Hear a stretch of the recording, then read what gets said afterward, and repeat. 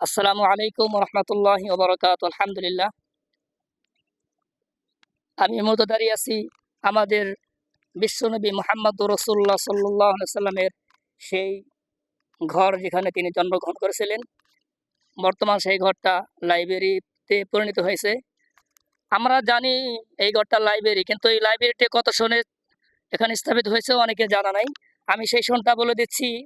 এটা হচ্ছে 1370 হিজরিতে এই ঘরটা লাইব্রেরিতে পরিণত হয়েছে। 1370 হিজরি।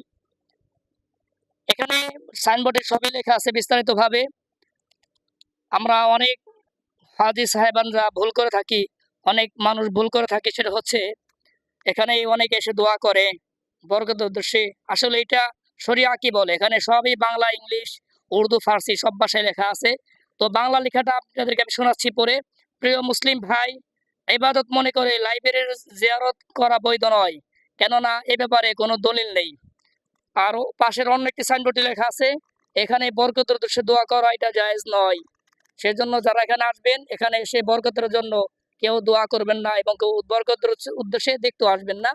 সাপোজ এটা দেখবেন বা শুধু দেখার জন্যই এটা রাখা হয়েছে।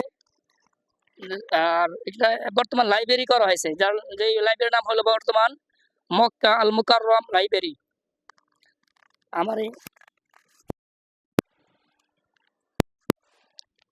ক্যামেরা থাকলে সাদিক, এটা কিন্তু সে একটা ভিডিও।